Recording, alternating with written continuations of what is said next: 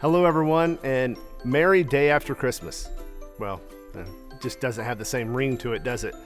In fact, I'm willing to bet that a lot of you today are feeling a little bit down, maybe a bit depressed. But you know what? That's normal. I mean, think about it. Yesterday was the most anticipated day of the year. We've been counting down to this day for weeks.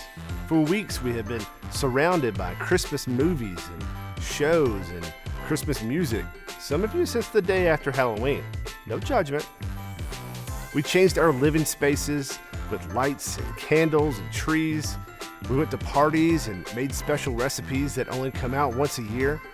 We shared gifts with those we love and marveled at the kindness of strangers. We've given more of our time and resources in the past few weeks than we may have all year long, and it has brought us so much joy. And then there's today, the day after Christmas. There are no songs written about this day, or no gifts to unwrap, or special day after Christmas dishes, no parties to go to, unless of course it's your birthday. Well, then I guess you are the exception, but hey, call me tomorrow and tell me how you feel. The dramatic contrast of yesterday to today, what's unparalleled throughout the entire year. So, today, the day after Christmas and the last Sunday of 2021, the staff here at SMC have put together a video that we hope will help you come down easy from that Christmas Day high. So, make your favorite holiday beverage, keep those Christmas pajamas on for just a few more minutes, and don't even think about those Christmas decorations that you have to take down. Welcome to the St. Mark's staff Merry Day After Christmas Special. Enjoy. Well, what about, can I ask you really quickly, what's your favorite Christmas memory? Do you want to think about it for a second? You know? Okay, what's your favorite Christmas memory? My favorite Christmas memory is that first time when you finally unwrap a gift and it's like you're so surprised at what you get.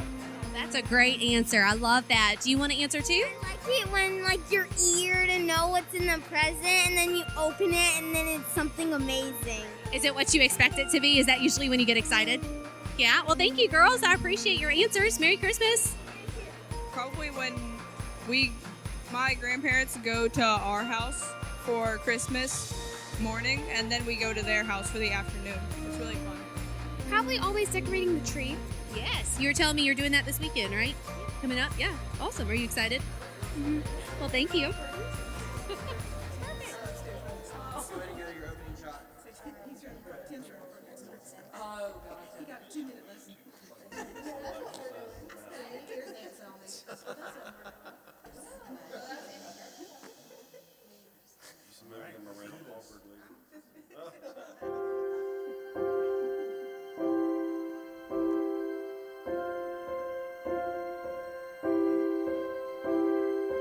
Martha.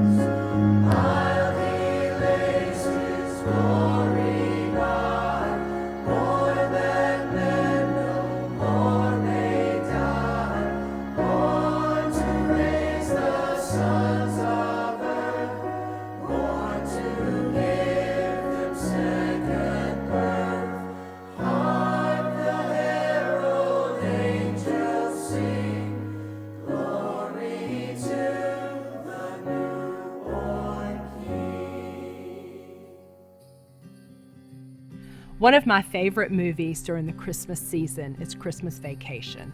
I realize this is not your typical Christmas movie, but there are some festive messages throughout the movie if you're paying attention. Throughout the whole movie, the main character, Clark, is anxiously awaiting his annual Christmas bonus from his company. He is dreaming about the swimming pool he's going to surprise his family with and inviting the whole gang back to his home when the pool is done for a big celebration. When his bonus finally arrives on Christmas Eve, he receives a membership to the Jelly of the Month Club. No actual cash bonus. Needless to say, he is extremely upset, and the events of that evening take a very non-Jesus-like turn. But it reminds me of how we have certain expectations of how we want Christmas to go. When our expectations are not met, we feel upset, sad, or disappointed.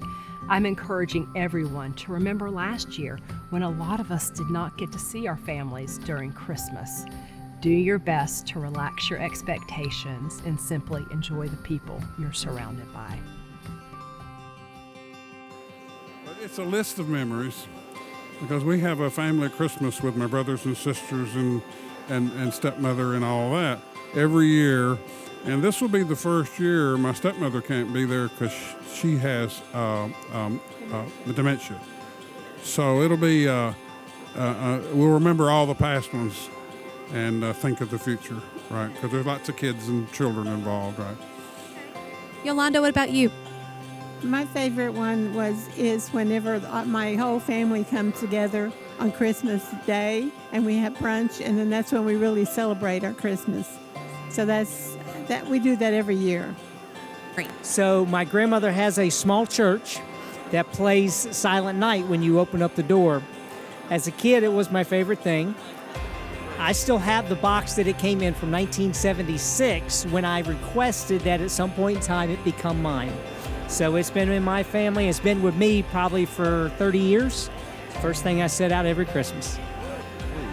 As a child, getting up and opening presents, Santa always wrapped our presents at our house, so when we rushed into the living room, it was always a huge surprise. So I guess that's a big Christmas memory as a child. I think mine was when I got the GameCube. As a kid, it was like a big console system, and they gave me that, a bunch of games. I think we played for probably 6 or 8 hours that day after I got it. That was a fun Christmas, yeah. You know, so many, it's hard to pick one. It has to go back when I was little.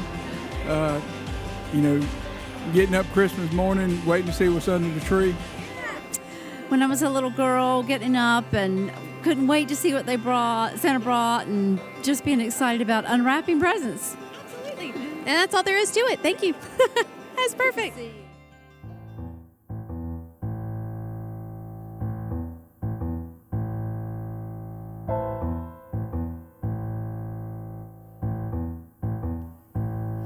What child is this you lay to rest on Mary's lap is sleeping, whom angels greet with anthems sweet, while shepherds watch are keeping.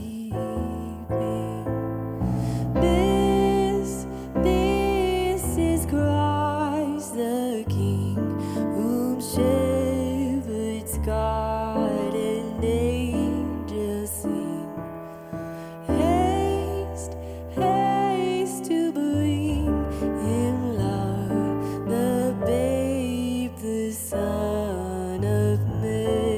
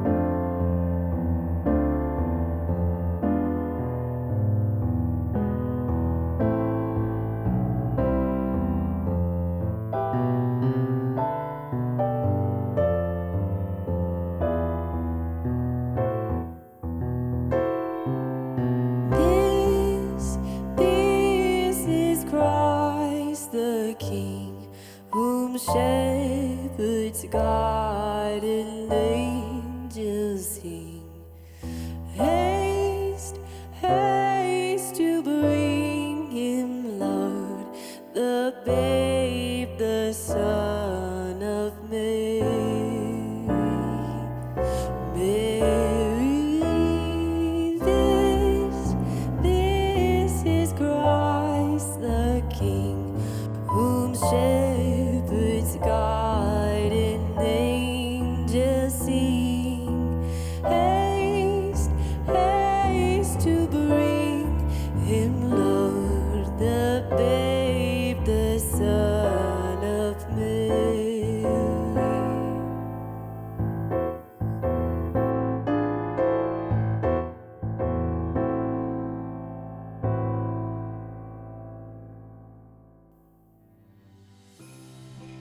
One of my favorite Christmas movies is The Grinch. It's all about a little town that loves Christmas. They love shopping for the gifts, putting up the lights, and singing Christmas tunes. Neighbors try to outdo each other with their Christmas decorations. They always have to find the best gifts. But a little girl, Cindy Lou Who, knows that there is more to Christmas than the hustle and bustle of the gifts and lights. Cindy feels there's something missing from how they celebrate Christmas, and after she meets the Grinch, she figures out that love seems to be what's missing. Cindy invites the Grinch to be the cheermeister of the town, and the Grinch accepts, but he is quickly made fun of for being different, and he decides to ruin Christmas for the whole town, until he hears Cindy asking Santa to not forget the Grinch, and all of a sudden, he felt her love and his heart grew. In the end, the whole town celebrated Christmas together, including the Grinch. This movie helps me remember to slow down and to think about the real meaning of Christmas. Jesus knew how to love, and he met lots of people who were thought of as different. Jesus shows us that loving others is the true meaning of Christmas. So what is your favorite Christmas memory? Opening presents. Great job. What about, do you have a favorite Christmas memory? Getting hot chocolate. That's a very good memory. Good job. Thank you for answering. Merry Christmas. Merry Christmas. Maybe getting a cake for Jesus because it's his birthday. On Christmas Day, unwrapping presents with my family. What is something that you love to do with Mommy and Daddy on Christmas? I like to open the presents. Very good. Merry Christmas. Thank you.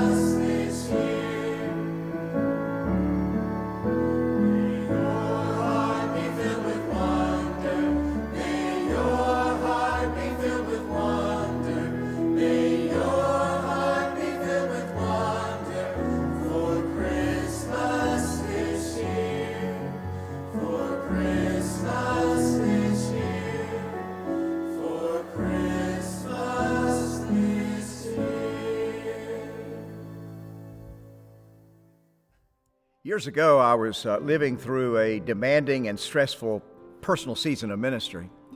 I'm sure my family could sense that I wasn't doing all that great, especially Susan. So one afternoon, after I walked out of a meeting, and let's just say it was a pretty tense meeting, and I walked into my office, Susan had put an apple on my chair along with this sticky note on which she had written the letters SHMIT. Well, I'm a serious fan of apples. I usually eat at least a couple a day.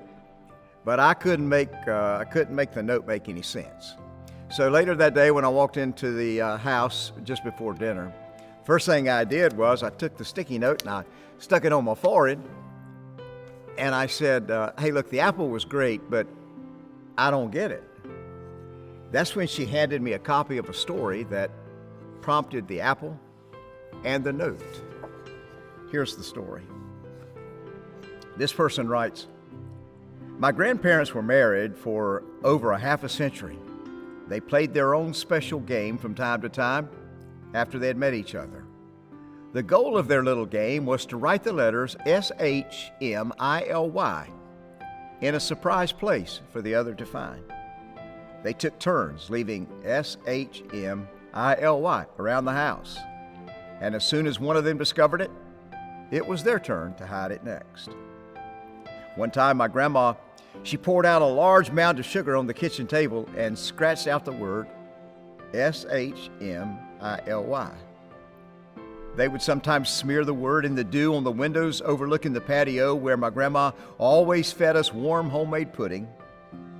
Sometimes S-H-M-I-L-Y would be written in the steam left on the bathroom mirror after a hot shower. One day, my grandmother even unrolled an entire roll of toilet paper and wrote S-H-M-I-L-Y on the last sheet.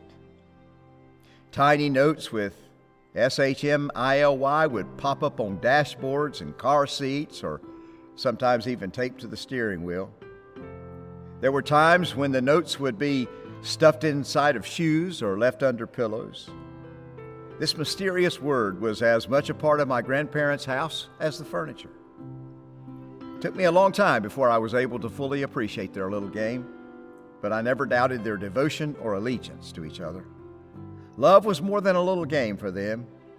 It was a way of life. I remember that my grandma and granddad held hands every chance they could. They would sneak kisses as they bumped into each other in their small kitchen.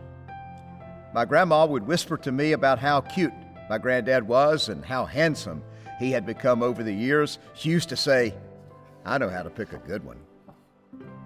Before every meal, they bowed their heads, held hands, and gave thanks to God for another day of life. As they grew older, my grandma started to develop a serious case of dementia, and it was taking her away from us a little piece at a time. As expected, my granddad was with her every step of the way, even on the hardest and the darkest days. Granddad painted their bedroom bright yellow because, as he said, she always loved the sunshine. This is the next best thing. But after a few years, the disease started to take a toll. But even then, Granddad would drive them to church every Sunday, would push Grandma to her favorite spot in the sanctuary.